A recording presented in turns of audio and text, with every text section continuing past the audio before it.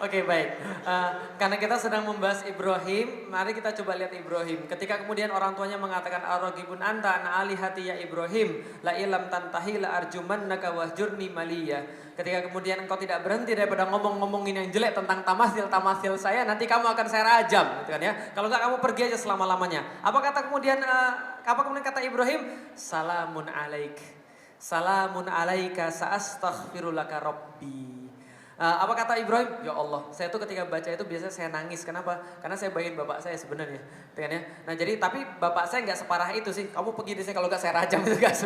Tapi saya bayangin Ibrahim, masya Allah. Ketika begitu kemudian dia semangat menjelaskan tentang keimanan, tentang tauhid. Lantas bapaknya justru berkata begitu. Apa kata Ibrahim? Ibrahim tidak kehilangan kata-kata, tapi dia berkata, Salamun alaik.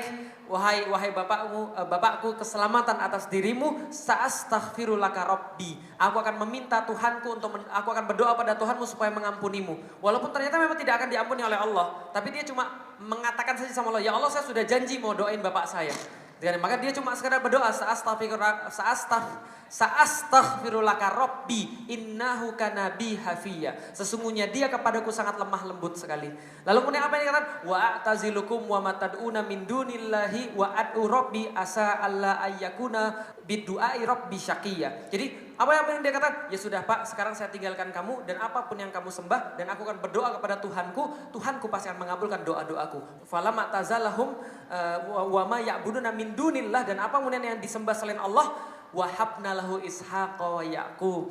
Ingat baik-baik, ketika sudah kemudian ditinggalkan orang tuanya, ketika dia sudah beristiqomah pada agama yang hanif, maka Allah menggantikan keturunan-keturunannya dengan Ishak dan Yakub. Paham teman-teman sekalian? Artinya apa? Bapaknya tidak terima dia, tapi generasi-generasi di bawahnya adalah generasi-generasi yang luar biasa.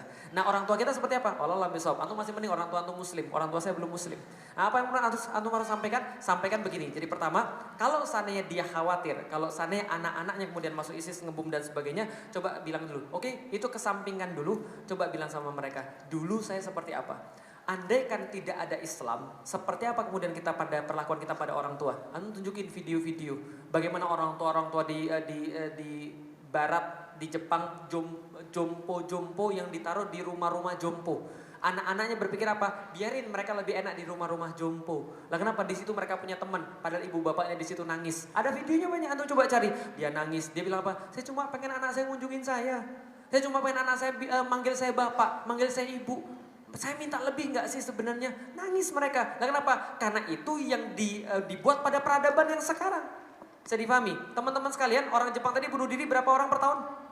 68. Termasuk orang tuanya banyak bunuh diri. Kenapa? Orang tua setelah tua dimasukkan ke jompo, dia bunuh diri. Untuk apa? Pelajaran buat anak saya. Jadi ada yang bilang begini, saya mau bunuh diri karena ini pelajaran buat anak saya. Karena ketika dia bunuh diri, maka ahli warisnya didenda karena bapak ibunya bunuh diri. Bisa dipahami itu sekalian. Jadi pelajaran terakhir, karena kenapa? Karena saya dibuang sama mereka. Ini kemudian yang terjadi. Jadi apa? Kalau tanpa Islam, jadi coba lihat, tanah kosong ditanamin bunga, munculnya bunga. Tapi rumput muncul gak? Muncul juga. Jadi kalau orang ditanamin Islam, susah itu. Tapi yang jelek-jelek juga muncul kadang-kadang. Tapi kalau orang ditanamin nggak ditanamin apa-apa, yang muncul. Berarti kalau antum autopilot, antum tidak pakai Islam, jamin hidup antum pasti susah. Pasti susah. Lah kenapa pasti? Ada kajiannya. Taat pasti bahagia, maksiat sengsara. Itu sudah pasti susah kalau nggak pakai Islam.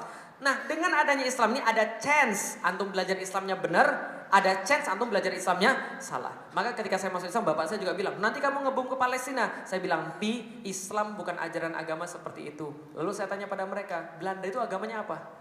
Portugis agamanya apa? Kristen. Lah kenapa Anda tidak pernah menyerahkan Kristennya atas yang diajarkan oleh Belanda dan Portugis? Islam diajarkan pada kita bukan yang seperti itu. Yang diajarkan Islam pada saya adalah saya tidak boleh bohong pada ibu, pada orang lain saya tidak boleh bohong, pada bapak juga saya tidak boleh bohong. Saya kalau seandainya bapak dan ibu saya manggil, walaupun saya lagi ada pengajian, ibu kemudian manggil, sini, langsung saya akan datang. Walaupun kemudian pengajiannya nunggu saya. Kenapa? Ibu lebih penting setelah Allah dan Rasulnya. Bapak juga sama. Jadi kedudukan mereka dikasih tahu. Dan lantas kemudian apa masalahnya?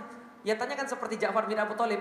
Ketika kami masuk Islam yang diajarin kepada kami, ngomong benar, ngomong gak dusta. Kami kemudian suruh menyembah Allah, baik pada tetangga, sayang pada yang kecil, hormat pada yang tua. Salah kami apa? Ibu saya pernah mempermasalahkan, kenapa mau masuk Islam? Saya tanya, salahnya Islam apa? Kira-kira Bapak paham tidak saya? Salah Islam apa? Enggak ada. Nah maka antum tunjukkan ketika antum sudah ngaji, antum lebih baik kepada keluarga. Jangan tunjukkan sebaliknya, harus lebih baik pada keluarga. Nanti kalau pertanyaan-pertanyaan seperti itu akan hilang dengan sendirinya. Dan kadang-kadang pertanyaan-pertanyaan kayak gitu hilang dengan pemberian begitu saja. Antum pernah bawain makanan buat orang tua? Pernah bawain makanan buat orang tua? Nah, bawain dulu makanan. Pulang dari sini bawain makanan, beliin baju buat orang tua, gitu kan ya. Loh, kamu kok tiba-tiba jadi begini? Kamu sudah dicuci otaknya ya? Iya. Saya dicuci otaknya untuk lebih mencintai mama dan papa. Oh, kamu udah gila ya? Gak apa-apa, tunjukin aja. Kadang-kadang itu bisa dihilangkan. Saya ribut gara-gara penista agama di grup keluarga, ribut gara-gara penista agama. Maklumlah mereka pendukung semua, saya kan enggak. Nah, kemudian ribut gara-gara penista agama. Oh, ributnya parah sekali. Ibu saya nelpon, "Kamu tuh berhentilah dakwah, berhentilah menjelek-jelekan agama orang lain." Siapa menjelekkan agama orang lain? Itu orang-orang di gereja semuanya ngadu kepada mami gara-gara kamu menjelekkan orang-orang di gereja. Ibu saya nangis, saya marahin malah jadi saya istighfar, astagfirullah. Ibu saya marahin gitu kan ya.